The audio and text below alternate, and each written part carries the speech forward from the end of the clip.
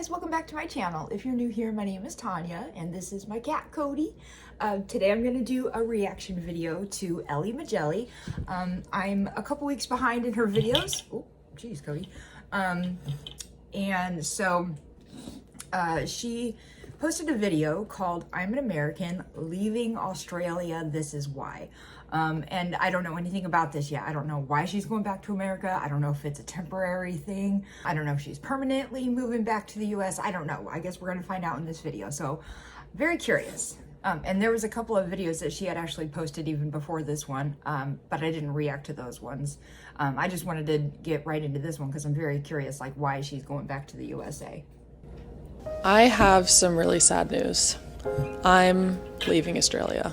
I've been making so many videos on my YouTube channel just about my experience in Australia and how amazing of a time I'm having, but I'm gonna be honest, the coffees here, they're just too good. They're too good and they taste so good that if I go anywhere else, it's just not the same. So I might as well just not even experience the great coffee because nothing else will live up to it. No one ever goes to the Starbucks in Australia.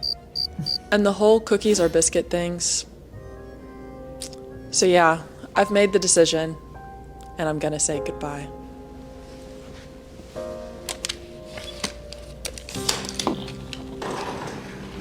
So dramatic. Psych! Bro, the coffee here is too good. You think I want to leave this? Hell no. I am not leaving Australia Honestly, the Starbucks, and no matter where you are, they all suck. forever, but I am just leaving Australia for 3 weeks because we are gonna go 3 to weeks. California. So pack your bags, you're coming with me. As some of you guys might already know, I assumed that she was either going to maybe spend the summer back at home with her parents maybe, or, you know, that was kind of where my mind was going. But she's only staying for 3 weeks, which is kind of shorter than what I was thinking. I was born in Australia, but grew up over in California, and now I'm living back in Australia. It's been almost 2 years since I've been back to California, really since I moved. Oh, wow. So there are gonna be a lot of changes. I have no idea what California is like. I'm gonna reunite with my family. So I wanted to bring you guys along with me on my travel day. It's a super long haul flight. We're going from Melbourne to New Zealand over to San Francisco, California. So I figured I'd bring you guys along and kind of show you my travel day, but also some extra tips on how I survive a really long haul flight like that. All right, let's head over to the airport. I used to be the kind of person who was stressing at airports, but after years of long haul flights, I have finally cracked the code to making the whole thing weirdly enjoyable. Oh, and wait for the in-flight tips because I now survive 15 hours in the air without watching a single movie. I know it's unhinged, but hear me out on this one. First thing I do to make life easier, I always check my carry-on. I know it's... Okay, sorry. My air just turned on. I don't know why. Sorry, that air has not kicked on all day until just now when I started this video, just to piss me off. It's not even that hot out. It's like in the 70s with like really high humidity, but it's raining, so it's just mugginess is all it is. It's annoying. Anyway. Controversial, but on long haul flights, I'm allowed to check bags and I am absolutely using them. Yes, the risk of lost luggage is real, and it did happen to me, thank you for asking, but I always toss an air tag in there as well, just for peace of mind. I do still bring a tote bag on board, but I keep it light. I really just want to be able to grab my laptop without doing a full whole dig through a zippered backpack. Especially when you're going through security, you just want it to be as easy as possible. Hello, we just got to the airport. So the bags are all checked and now I am just waiting for my flight, but I don't have headphones, so I have to go buy some headphones. There's a direct flight that goes from Melbourne to San Francisco, but honestly, I cannot see myself sitting on a 16-hour flight, so I was not about to do that today. Plus, I also like flying into New Zealand and like having a little break before you go on the really long flight, which is like 12 hours. I also used to have this tradition where anytime that I'd go to an airport, I would buy a book, a water bottle, and a maca. But I've grown up now, so now I carry a water bottle and a Kindle. We're not spending all of our money. We're spending all of our money on new headphones. Done this flight so often between California and Melbourne, especially a lot as a kid, and I feel like as a kid it just feels so absolutely long. So I feel like I've kind of figured out as an adult how to manage my time. I know there's a trend of people raw dogging. They raw dog a flight where they just like have no entertainment. I'm definitely not that kind of person. I have a ton of entertainment for the whole ride. Now watch. I would not be able to do that. Nope, I would not at all be able to do that. I would have to keep myself entertained in some form or fashion. I haven't been on a plane, fun fact, since I was 14 years old. I flew from Chicago to San Francisco. That was my last flight. And then back home again, obviously.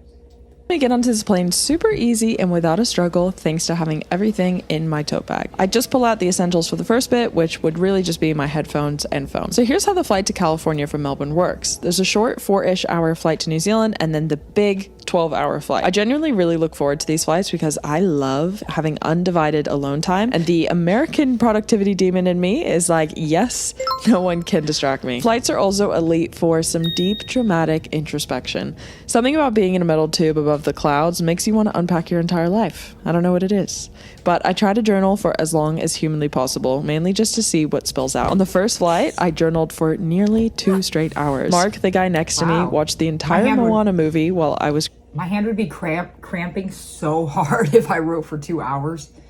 scribbling away. Iconic of both of us. Also, make friends with your seatmate. Mark came to the rescue later, and he honestly deserves his own shout out. God. Cody, you made me jump. Can I help you? What are you doing?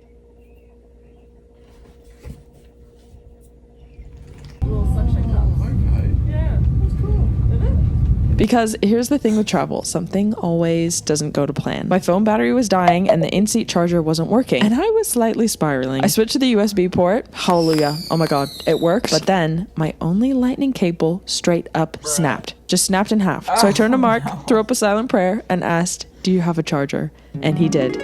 He lent it to me like the legend he is, and by the end of the flight, all my devices were alive again. Comment, Mark, you're a real one, so if he finds this video, he knows he's a real one. Hello, we're in the toilet right now. This is kind of a spacious toilet, not gonna lie. So far, so good. Everything is going really well. I also have an empty seat next to me, and my boy Mark, who's sitting next to me, has been an absolute savior. Also, Auckland, when we fly into it, is absolutely so beautiful. It is known as Aotearoa, which actually means long white cloud, or land of the long white cloud. When you fly in, there's a lot of fun clouds. The plane is about to land in like 30 minutes, so let's head back to our seat, and I'll see you when we land.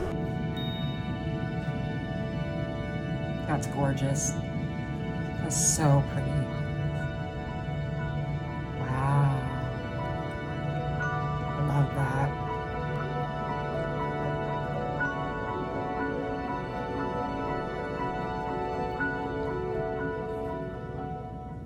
Now we're done with the first flight, we have to get some food at our layover and also a little FaceTime update from my boyfriend, James.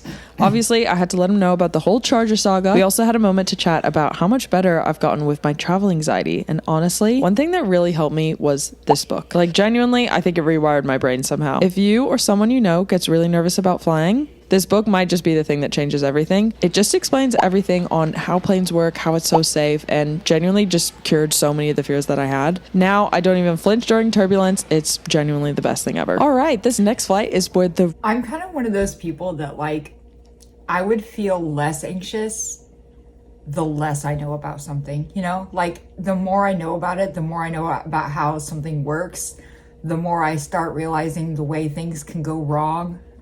You know, so like usually the way I work is like the less I know about it, the better I feel about it. I don't want to know all the ways that things can go wrong. I just want it to go right, you know?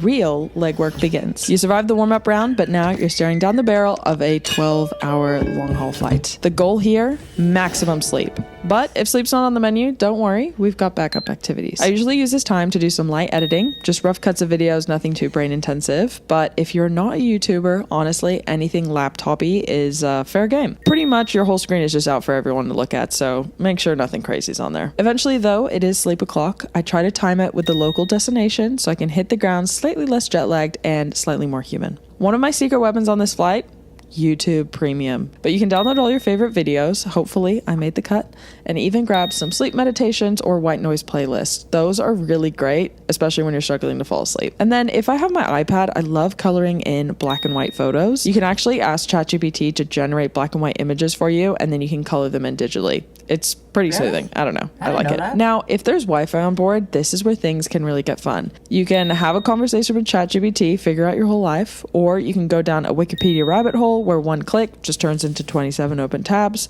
or you can catch up on text with friends and family, which always makes the hours pass quicker.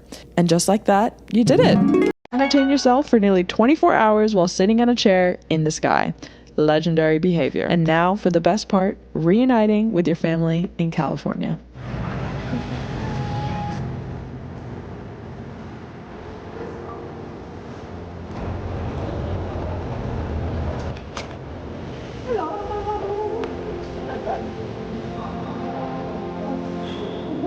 Flight was amazing, super chill, super fun. I was sitting next to great people as well. Now we're gonna go home.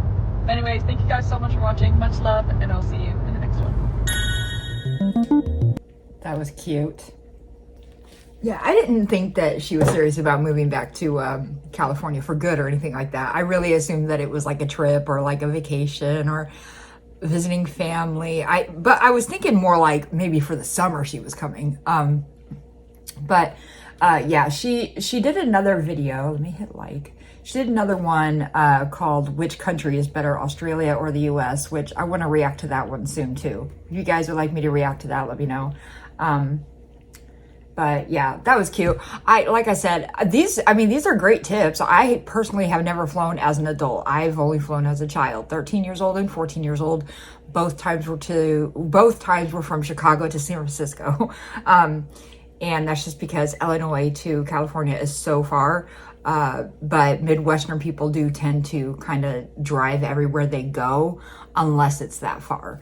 Like when we drove to Eastern Tennessee, we drove the whole way, and we drove straight there without stopping overnight or anything like that. And it was about 12 hours or something with all the potty breaks, food breaks, and that sort of thing.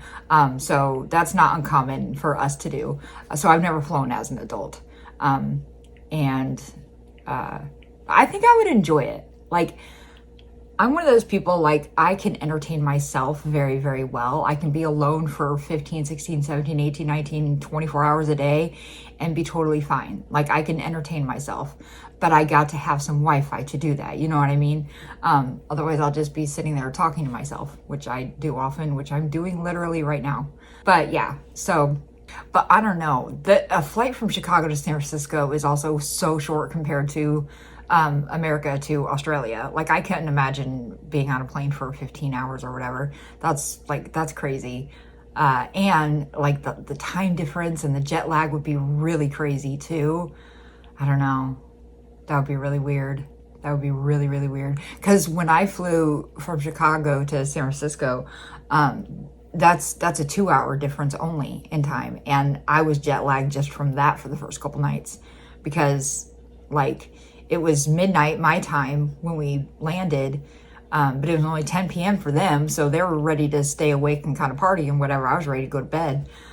But yeah, anyway, that was a cute video. I'm curious, like, what she plans on doing, while she's in San Francisco. Is she gonna do any like touristy type things while she's there? I know she's from there, but I don't know if she was gonna like vlog some of these places.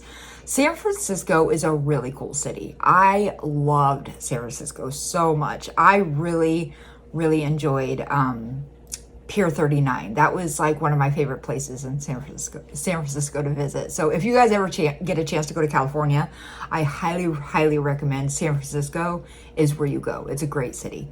Anyway, so that's going to do it for this video. I hope you guys enjoyed it. If you did, please give it a like, subscribe if you haven't done that yet, and I'll see you next time.